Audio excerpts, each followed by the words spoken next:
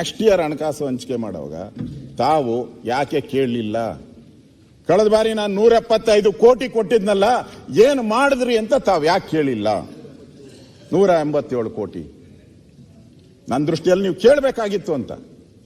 ಯಾಕಂದ್ರೆ ಬಡ್ಜೆಟ್ ಮಾಡಬೇಕಾದ್ರೆ as A finance minister ಬಹಳ ಪ್ರತಿಯೊಂದೂ ಟಫ್ ಆಗಿರ್ತೈತೆ.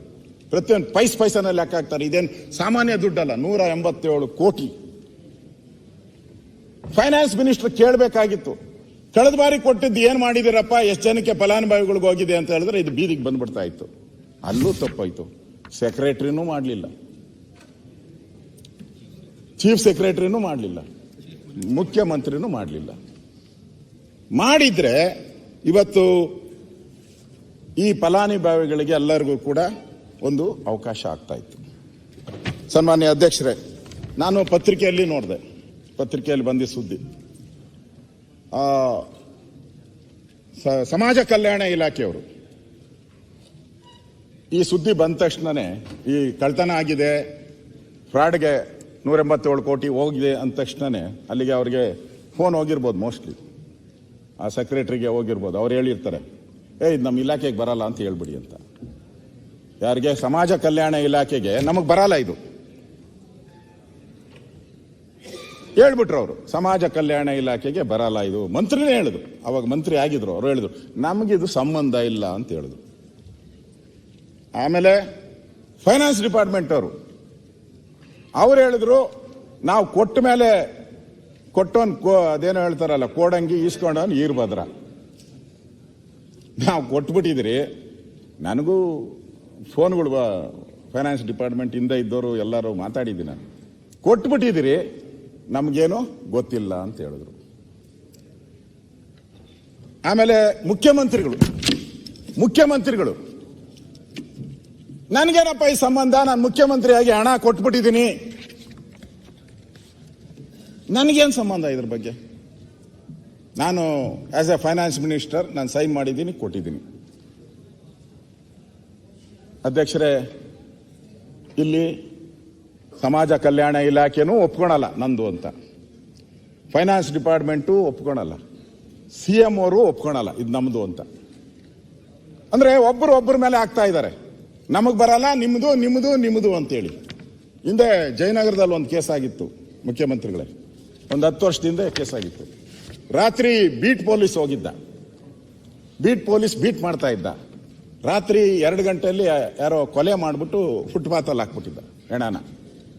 ಬೀಟ್ ಪೊಲೀಸು ಫೋನ್ ಮಾಡ್ದ ಇನ್ಸ್ಪೆಕ್ಟರ್ಗೆ, ಎಬ್ಬರಿಸಿ, ಸಾರ್ ಕೊಲೆ ಆಗ್ಬಿಟ್ಟೈತೆ, ಏನ್ ಮಾಡೋದು ಸರ್ ಅಂತ. ಲೇ ಯಾಕೋ ನನ್ನ ನಾಳೆ ಬರ್ತೈತೆ, ನನ್ನ ಕಮಿಷನರ್ ಕರೀತಾರೆ, ಅಂದ್ರೆ ಕೊಲೆ ಕೇಸ್ ಆದ್ರೆ ತಿಂಗಳು ರಿವ್ಯೂ ಮಾಡಿ ರಿಪೇರಿ ಮಾಡ್ತಾರೆ ಇವ್ರಿಗೆ, ಯಾರು ಕಮಿಷನರು ಎಲ್ಲರೂ ಕೂಡ.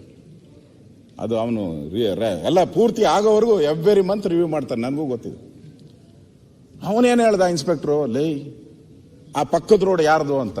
ಸರ್ ಅದು JP ನಗರಕ್ಕೆ ಬರ್ತೈತೆ ಅಂತ. ತಗೊಂಡೋಗಿ ಅಲ್ಲಿಗೆ ಹಾಕ್ಬಿಡ್ರಿ ಅಂತ. ಶಂಕರಪುರ ಶಕಣ ಅವನ್ ತಗೊಂಡೋಗಿ ಅಲ್ಲಿ ಹಾಕ್ದ. ಆಮೇಲೆ ಆ ಬೀಟೋನು ಆ ಇನ್ಸ್ಪೆಕ್ಟರ್ ಫೋನ್ ಮಾಡ್ದ, ಸರ್ ನಮ್ಮಲ್ಲಿ ಒಂದು ಸತ್ತೋಗ್ಬಿಟ್ಟಿದೆ ಅಂತ. ಸರ್ ಇದು ನಡೆದಿದ್ದ ಘಟನೆ ನಾನು ಹೇಳ್ತಾ ಇರೋದು. ಅವನು ಆ ಇನ್ಸ್ಪೆಕ್ಟರ್ ಹೇಳ್ದ, ಲೇ ಹೆಂಗೋ ನಮ್ಮ ಬಂತು, ಎಷ್ಟೋ ಟೈಮ್ ಅಂದ, 4 ಗಂಟೆ ತಗೊಂಡೋಗಿ ಆ ಸ್ಟೇಷನ್ಗೆ ಅದಕ್ಕೆ ಹಾಕು ಅಂತ. ಮತ್ತೆ ಅಲ್ಲಿಗೆ ಬಂತು ಹಣ, ಅಲ್ಲಿಗೆ ಬಂತು. ಈಗ ನಾನೇನು ಹೇಳಲಿ? ಸಮಾಜ ಕಲ್ಯಾಣ ಇಲಾಖೆ ನಂದಲ್ಲ ಅಂತಾರೆ, ಫೈನಾನ್ಸ್ ಅವರು ನಂದಲ್ಲ ಅಂತಾರೆ, CM ನಂದಲ್ಲ ಅಂತಾರೆ. ಪಾಪ ಅವ್ರು ಯಾರೋ ಅವರು ದಲಿತರು ದೂರದಾಗ ನಿಂತ್ಕೊಂಡು ಇದು ಯಾರ್ದು ದುಡ್ಡು? ಹಾಗಾದ್ರೆ ಸರ್ಕಾರಕ್ಕೆ ರೆಸ್ಪಾನ್ಸಿಬಿಲಿಟಿ ಇಲ್ವಾ? ರೆಸ್ಪಾನ್ಸಿಬಿಲಿಟಿ ಬೇಕಲ್ಲ ಸರ್ಕಾರಕ್ಕೆ. ಅದಕ್ಕೆ ಅಧ್ಯಕ್ಷರೇ, ಈ ಹೊಣೆ ಇಲ್ಲದ ಈ ಸರ್ಕಾರ ಇದು ಒಂದು ರೀತಿ ಹೊಣೆಯನ್ನ ತಪ್ಪಿಸ್ಕೊಂಡಿದ್ದಾರೆ ಅಂತ ನಾನು ಹೇಳಕ್ ಇಷ್ಟಪಡ್ತಾ ಇದ್ದೀನಿ. ನಾನು ಮುಗ್ಸಕ್ ಮುಂಚೆ ನಾನು ಹೇಳೋದು, ನನ್ನ ಹಲವಾರು ಪ್ರಶ್ನೆಗಳು ಸರ್ಕಾರಕ್ಕಿದೆ. ತಾವೆಲ್ಲರೂ ಕೂಡ ದಲಿತರ ಚಾಂಪಿಯನ್ ಅದು ಹೇಳ್ಬೇಕಾಯ್ತು, ಮರ್ತೆ ನಾನು, ಬೇಜಾರು ಏನಾನು ಗಲಾಟೆ ಆಗ್ಬಿಡ್ತತೆ ಅಂತ ಸುಮ್ಮನೆ ಆದೆ. ತಿರ್ಗಿ ಅದಕ್ಕೇನ ರೆಕಾರ್ಡ್ ಕೇಳ್ತೀರ. ರೂಲಿಂಗ್ ಪಾರ್ಟಿ ಅದು ಬಂದಿದೆ, ಪತ್ರಿಕೆ ಇದರಲ್ಲಿ ಬಂದ್ಬಿಟ್ಟಿದೆ, ಚಾನಲಲ್ಲಿ ಬಂದ್ಬಿಟ್ಟಿದೆ. ಅದಕ್ಕೋಸ್ಕರ ಹೇಳ್ತಾ ಇದ್ದೀನಿ, ನೀವು ಕೇಳಿದ್ರೆ ಅದನ್ನ ಚಾನಲ್ನ ಕೊಟ್ಬಿಡ್ತೀನಿ ನಾನು, ಚಾನಲ್ ರಿಪೋರ್ಟ್ನ. ನಿಮ್ಮ ರೂಲಿಂಗ್ ಪಾರ್ಟಿ ಲಾಂಜಲ್ಲಿ ನಡೆದಿರೋದು ಘಟನೆ, ರೂಲಿಂಗ್ ಪಾರ್ಟಿ ರಾಂಜಲ್ಲಿ MLAಗಳೆಲ್ಲ ಸೇರಿ, ನನ್ನ ತಮ್ಮಂದಿರು ಅಣ್ಣಂದಿರು ಇದಾರಲ್ಲಿ, ಅವರೆಲ್ಲ ಮಾತಾಡ್ತಾ ಇದ್ರಂತೆ, ಲೇ ನಾವೆಲ್ಲ ದಲಿತರ ಚಾಂಪಿಯನ್ನು, ದಲಿತರಿಗೋಸ್ಕರ ಈ ಕಾಂಗ್ರೆಸ್ ಸರ್ಕಾರ ಇರೋದು, ದಲಿತರ ಓಟ್ ಮೇಲೆ ನಾವು ಗೆದ್ದು ಬಂದಿದ್ದೀರಿ, ಈ ಕಳ್ಳರು ಆ ನಿಗಮಕ್ಕೆ ಹೊಡಿಬೇಕಾಯ್ತಾನೋ ಇವರು, ಇನ್ನೂ ಕೆಟ್ಟ ಕೆಟ್ಟ ಪದ ಹೇಳಿದ್ದಾರೆ, ಆ ಟಿವಿಯಲ್ಲಿ ಬಂದಿರೋದು, ಆ ದುಡ್ಡೇ ಹೊಡಿಬೇಕಾಯ್ತಾ ಈ ಮನೆ ಆಳ್ರು, ನಾಚಿಕೆ ಆಗಲ್ವಾ? ಯಾವ ಮುಖ ಇಟ್ಕೊಂಡು ನಾವು ನೆಕ್ಸ್ಟ್ ಆ ದಲಿತರ ಹತ್ರ ಹೋಗಿ ಓಟ್ ಕೇಳೋಣ, ನಾವು ಯಾಕೆ ಮುಖ ತೋರ್ಸೋಣ ಅಂತ ನಿಮ್ ಲಾಂಜಲ್ಲಿ ಮಾತಾಡಿದ್ದಾರೆ. ಅವ್ರು ಇನ್ನೊಂದು ಹೇಳಿದ್ದಾರೆ, ಇದು ನಂದಲ್ಲ, ಆಮೇಲೆ ನನ್ನ ರೆಕಾರ್ಡ್ಗೆ ಹೋಗ್ಬಾರ್ದು ಇದು. ಅವ್ರು ಹೇಳಿದ್ದಾರೆ, ಒಡೆಯೋದು ಹೊಡೆದ್ರು, ಆ ಬ್ರಾಹ್ಮಣರ ನಿಗಮ ಆಯ್ತು, ಲಿಂಗಾಯತರ ನಿಗಮ ಆಯ್ತು, ಒಕ್ಕಲಿಗರು ಅಲ್ಲಾದ್ರೂ ಹೊಡೆದಿದ್ರೆ ಏನೋ ಪರವಾಗಿಲ್ಲ, ಅವರೆಲ್ಲ ಸಾಹುಕಾರರು ತಡ್ಕಂತಾರೆ, 1 ವರ್ಷ ಬದುಕಂತ ಇದ್ರು, ಈ ಪಾಪ ದಲಿತರು ತಗೊಂಡು ಹೊಡಿದ್ದಾರೆ, ಇವ್ರು ಮಾನ ಮರ್ಯಾದೆ ಇದೆಯಾ ಅಂತ ಆಡಳಿತ ಪಕ್ಷದ ಲಾಂಜಲ್ಲೂ ಕೂಡ ಮಾತಾಡ್ತಾರೆ. ನಿಮ್ ಕಲ್ಪನೆನಾ ಇದು? ಇದು ಇವತ್ತಿನ ಈ ವಿಚಾರ ಯಾವುದೋ ರಾಜಕಾರಣ ಅಂತ ಕಲ್ಪನೆ. ಜೈಲಲ್ಲಿ ಅವರಲ್ಲ ಈಗ, ಅಲ್ಲ ಅಲ್ಲ, ನಾನು ಅದೇ ಹೇಳಿದೆ ನೋಡಿ, ಇಲ್ಲಿ ಲೂಟಿ ಆಗಿರೋದು ದಲಿತರನೇ, ಲೂಟಿ ಆಗಿರೋದು ದಲಿತರನೇ, ಒಡೆದಿರೋದು ಅದೇ. ಆದ್ರಿಂದ ನಾನು ಈ ಎಲ್ಲ ಇದು ಯಾಕೆ ಹೇಳ್ತಾ ಇದ್ದೀನಿ ಅಂದ್ರೆ, ಇದು ಒಬ್ಬರಿಗೆ ಸಂಬಂಧಪಟ್ಟಿದ್ದ ವಿಚಾರ ಅಲ್ಲ ಜಯಚಂದ್ರ ಅವರೇ, ಇದು ನಮ್ಗೆ ಸಂಬಂಧಪಟ್ಟಿದ್ದಲ್ಲ. ನಿಮಗೂ 224 ನಮ್ಮ MLAಗಳಿಗೆಲ್ಲ ಅವರವ್ರ ಕಾನ್ಸ್ಟಿಟ್ಯೂನ್ಸಿಯಲ್ಲಿ 100-200 ಜನಕ್ಕೆ ಅವಕಾಶ ಸಿಗ್ತಾ ಇದ್ದಿತ್ತು. 1 ವರ್ಷ ಕೊಟ್ಟಿಲ್ಲ, 1 ವರ್ಷದಿಂದ ಕೊಟ್ಟಿಲ್ಲ ಈ ಜನಾಂಗಕ್ಕೆ, ಈ ಬೆನಿಫಿಟ್ ಸಿಕ್ಕಿಲ್ಲ ಅವ್ರಿಗೆ, 1 ವರ್ಷದಿಂದ ಸಿಕ್ಕಿಲ್ಲ. ಮುಖ್ಯಮಂತ್ರಿಗಳೇ, ತಾವು ಈ 187 ಕೋಟಿನ ಈಗ ಸಿಕ್ಕಿಲ್ಲ ಅವ್ರಿಗೆ, ಲ್ಯಾಪ್ಸ್ ಆಗೋಯ್ತು. ಈಗ 187 ಕೋಟಿ ಯಾರು ಕೊಡ್ತಾರೆ? ದುಡ್ಡು ಹೊಡ್ಕೊಂಡು ಹೊರಟೋದ್ರು, ತೆಲಂಗಾಣಕ್ಕೆ ಹೊರಟೋಯ್ತು. ಈಗ CM ಅವ್ರು ಕೊಡ್ಬೇಕಲ್ಲ ಅದನ್ನ, ಇಲ್ಲಾಂದ್ರೆ ಅವ್ರ ಪಾಡೇನು? ಸ್ಯಾಂಕ್ಷನ್ ಆಗಿ ಎಲ್ಲ ಅವ್ರು ಕಾಯ್ತಾ ಇದಾರಲ್ಲ, ಅವ್ರ ಪಾಡೇನು? ಇದಕ್ಕೆ ಯಾರು ರೆಸ್ಪಾನ್ಸಿಬಿಲಿಟಿ? ಯಾರನ್ನ ಗುರಿ ಮಾಡ್ತೀರಾ? ಯಾರನ್ನ ಸಸ್ಪೆಂಡ್ ಮಾಡ್ತೀರಾ? ಯಾರನ್ನ ಅಮಾನತು ಮಾಡ್ತೀರಾ? ಯಾರು ರಾಜೀನಾಮೆ ಕೊಡ್ತಾರೆ? ಇದು ಇವತ್ತು ಇರ್ತಕ್ಕಂಥ ಪ್ರಶ್ನೆ ಅಧ್ಯಕ್ಷರೇ.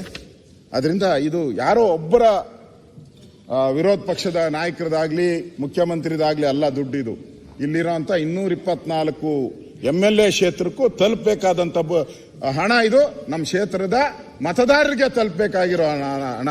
ಅದಕ್ಕೋಸ್ಕರ ನಾನು ಎಲ್ಲರಿಗೂ ವಿನಂತಿಯನ್ನು ನಾನು ಮಾಡ್ತಾ ಇರೋದು, ದುರುಪಯೋಗ ಆಗಿದೆ ಈ ಹಣ. ನಾನು ಈ ಹಣಕ್ಕೆ ಇವತ್ತು ಈ ಅಕ್ರಮ ಕಲ್ಯಾಣಕ್ಕೆ ಹೋಗ್ಬೇಕಾಗಿದ್ದ ಹಣ